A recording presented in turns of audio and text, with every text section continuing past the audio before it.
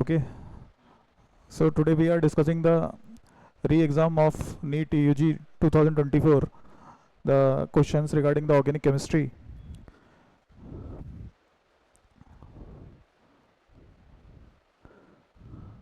So this is the first organic chemistry question that is based on the statement type.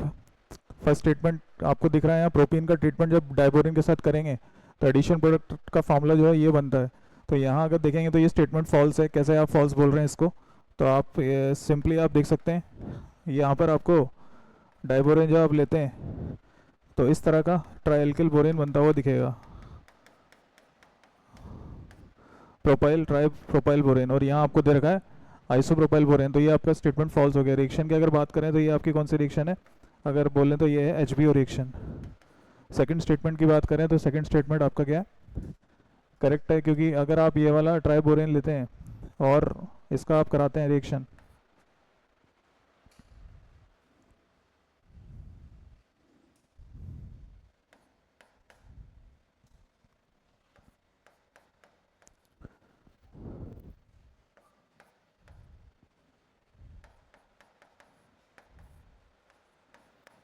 Second step अगर आप कराते हैं bye H2O2 NaOH तो आपको इस तरह का आइसोप्रोपाइल अल्कोहल मिलता है। तो ये स्टेटमेंट आपका ट्रू हो गया। तो ये पूरा एक हाइड्रोबोरेशन ऑक्सीडेशन रिएक्शन को रिप्रेजेंट कर रहा है ये क्वेश्चन।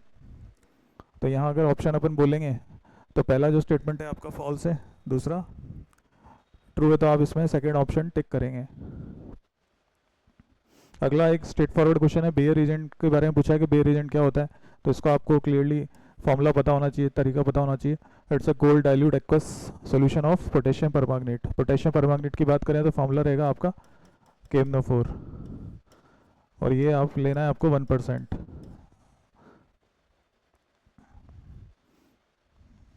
अगला जो ऑर्गेनिक केमिस्ट्री का क्वेश्चन है, इसमें आपको प्रोडक्ट एक्स फाइंड आउट करना है। इसमें रिएक्टेंट दे रखा है और 4 स्टेप के बाद आपको प्रोडक्ट निकालना है। तो एक एक स्टेप की अगर हम बात करें तो पहले स्टेप में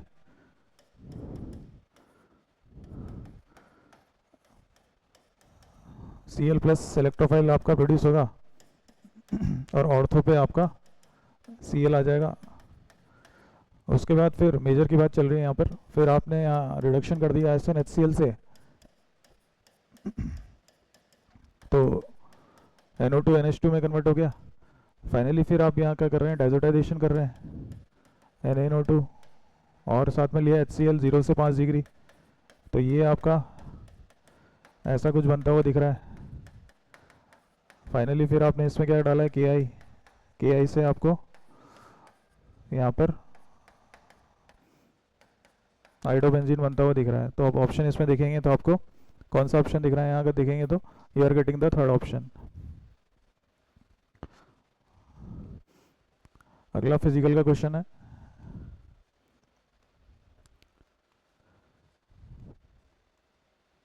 अगला क्वेश्चन ऑर्गेनिक का है। इसमें आपको सॉल्युबिलिटी का ऑर्डर चेक करना है इन द क्लोरोफॉर्म। क्लोरोफॉर्म आपको पता है, क्लोरोफॉर्म जो होता है वो CHCl3 है। तो आपको पता है कि डायपोलुमेंट क्लोरोफॉर्म का रिलेटिवली बहुत कम होता है, तो डायपोलुमेंट के अकॉर्डिंग आपको सॉल्युबिलिटी चेक करना होगा। तो डायपोलुमेंट साइक्लोहेक्सेन का क्लोरोफॉर्म के लगभग सेम होता है, तो सबसे ज़्यादा सॉल्युबिलिटी साइक्लोहेक्सेन का, फिर मेथनॉल, फिर आपका CH3CN देन NaCl। तो ये पहला जो ऑप्शन है ये आपका जो है इसमें करेक्ट चॉइस बन रहा है।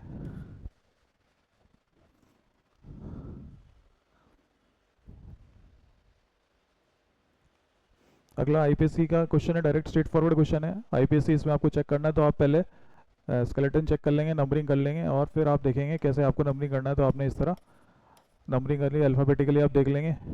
4 पे इथाइल आ रहा है, 1 पे फ्लोरो और N को आप अल्फ़ाबेटिकली आप देखेंगे F और N में F आपका पहले आता है, तो इसलिए ये वाला ऑप्शन आपका आंसर इसमें बनेगा। 4 ethyl 1 fluoro 2 nitrobenzene, IPSC name of this compound. अगला आपको 4 रिएक्शन इसमें दिया हुआ है, इसमें से आपको देखना है कौन सा जो रिएक्शन है वो इनकरेक्ट है। तो पहला जो है वो करेक्ट है, पहला अगर देखें तो ये करेक्ट है, तो ये आपका आंसर नहीं होगा। इसकी बात करें तो यहाँ ये जो प्रोडक्ट है, अगर ध्यान से देखें तो प्रोडक्ट जो बनना चाहिए वो बनना चाहिए आपका 1 डिग्री अमाइन, और बना के रखा है इसने कार्बोक्सिलिक, तो ये आपका आंसर हो जाएगा। इनकरेक्ट। इसमें देखें तो ये भी करेक्ट है, आपका ऑक्सीडेशन हो रहा है, ऑक्सीडेशन से 1 डिग्री अल्कोहल कार्बोक्सिलिक में कन्वर्ट हो रहा है। यहाँ जोन्स रीजन से भी आपका ऑक्सीडेशन हो रहा है और कार्बोक्सिलिक एसिड इसमें बनता हुआ दिख रहा है। तो पहला जो स्टेटमेंट है ये भी आपका, ये तीसरा ट्रू है, ये भी ट्रू है, ये वाला आपका फॉल्स था, तो इसलिए आपका आंसर कौन सा हो गया, सेकेंड वाला।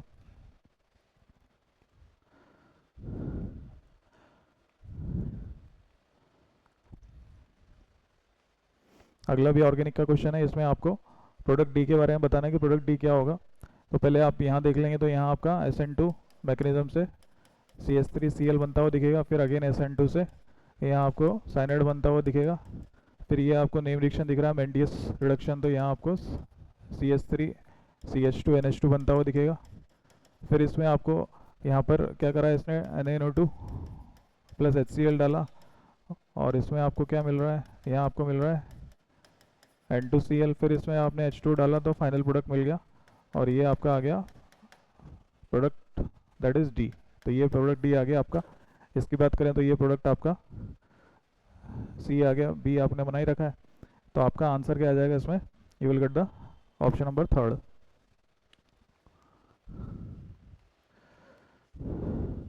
अगले में आपको प्रोडक्ट सी के बारे में बताना है। प्रोडक्ट सी क्या होगा, तो यहाँ आपको दिख रहा है ए की बात करें तो ये आपका E2 मैकेनिज्म से एल्कीन बनता हुआ दिख रहा है। फिर यहाँ आपका इलेक्ट्रोफिलिक एडिशन है, तो इलेक्ट्रोफिलिक एडिशन से आपको ब्रोमाइड बनता हुआ दिख रहा है 2 डिग्री। फिर यहाँ वापस 2 डिग्री बस SN2 है, तो यहाँ आपको 2 डिग्री अल्कोहल बनता हुआ दिख रहा है। तो propane 2 ol is the answer in this question. अगला है the compound that does not give Friedel Crafts alkylation reaction but give positive carbylamine test. अगर एनिलीन की बात करें तो ये बिल्कुल इसमें बैटरी सही कि अगर आपने इसका एनिलीन का स्पिडलक्राफ्ट रिएक्शन कराया, अगर स्पिडलक्राफ्ट रिएक्शन मतलब ये आपने ले लिया, तो यहाँ आपको इसमें तो नो रिएक्शन मिलेगा, रिएक्शन नहीं जाएगा क्योंकि ये कॉम्प्लेक्स फॉर्मेशन करता है। और वही अगर इसमें आपने कार्बोलामाइन रिएक्शन कराया तो इसमें आपको NC बनता हुआ दिखेगा, आइसोसाइनेट। तो ये आपका इसमें आंसर बन जाएगा।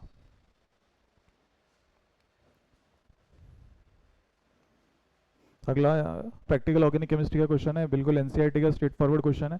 इसमें बोला गया the steam volatile organic compound which is immiscible with water at has a boiling point of 250 degree Celsius during the steam distillation the mixture of this organic compound and water will boil at. तो लगभग 100 degree के करीब ये boil करेगा। It is the simple principle of steam distillation. अगला statement वाला question है, glycogen is similar to the amylose in it structure. तो ये स्टेटमेंट फॉल्स है क्योंकि ग्लाइकोजन जो होता है वो सेलुलोज के इक्विवेलेंट होता है, तो इसलिए फॉल्स हो गया। Glycogen is found in east and fungi also, तो ये बिल्कुल ट्रू स्टेटमेंट है। तो इसमें आप क्या बोलेंगे, पहला फॉल्स है, दूसरा ट्रू है, तो सेकंड ऑप्शन इसमें आपको टिक करना होगा। स्टेटमेंट वाला क्वेश्चन है, NCERT का क्वेश्चन है, straight forward from the chapter biomolecules. अगले में आपको डी बताना है कि डी क्या होगा, मेजर प्रोडक्ट डी। तो यहाँ आपको दिख रहा है P+I2SN2 से आयोडाइड बनाता हुआ दिखेगा। फिर यहाँ ग्रिग्नार्ड रिएजेंट बन जाएगा MgI। फिर इसमें अगर देखेंगे तो you will get nucleophilic addition NAR, तो आपको ऐसा कुछ बनता हुआ दिखेगा OMgI। और फिर यहाँ हाइड्रोलिसिस करके आपने फाइनल प्रोडक्ट निकाल लिया, दैट इज़ योर प्रोपेनॉल। तो ये आपका आंसर आ जाएगा पहला वाला, first one is the answer.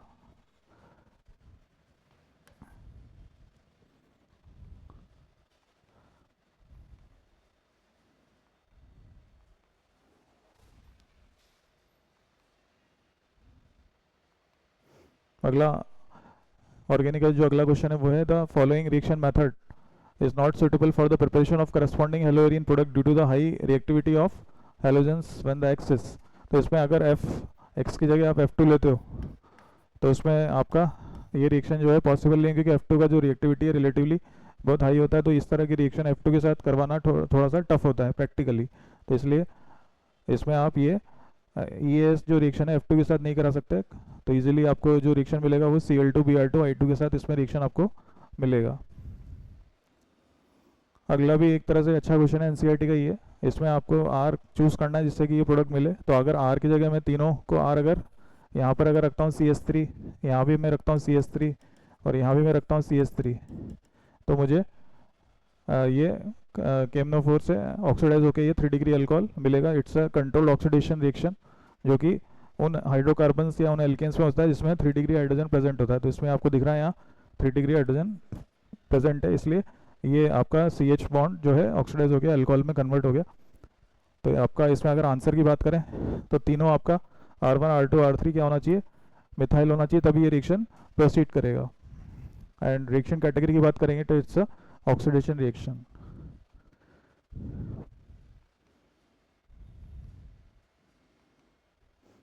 अगला जो है वो जनरल ऑर्गेनिक केमिस्ट्री का क्वेश्चन है, आखिरी क्वेश्चन है ऑर्गेनिक केमिस्ट्री का इस पेपर का। वो है कि इसमें आपको बोला है the methyl group attach to the positively charge carbon atom stabilized the carbocation due to inductive effect, उसमें भी माइनस आई बोला हुआ है, electromeric, hyperconjugation and mesomeric. तो इसमें आप अगर देखेंगे तो इस तरह का, जैसे आपने कार्बोकेटाइन बना लिया तो ये आपको दिख रहा है यहाँ 3 अल्फा दिख रहा है, इसमें अल्फा हाइड्रोजन 3 है, तो इसमें आपको प्लस एच ऑपरेटर उठा हुआ दिख रहा है। हाइपर कंजुगेटिंग स्ट्रक्चर अगर इसमें बोलेंगे तो हाइपर कंजुगेटिंग स्ट्रक्चर इसके आपके 3 मिलते हुए दिखेंगे।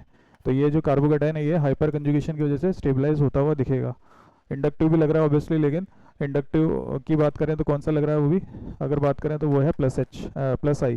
प्लस एच और प्लस आई में आपको पता है डोमिनेंट जो है वो हाइपर कंजुगेशन होता है, इसलिए हाइपर कंजुगेशन स्टेबिलिटी को गवर्न करेगा। तो इसमें आपको आंसर जो टिक करना है वो है third option. So that is the questions regarding the organic chemistry of this paper. तो ये आपका सॉल्यूशंस था और डिस्कशन था इस पेपर के अंदर। Okay, thank you.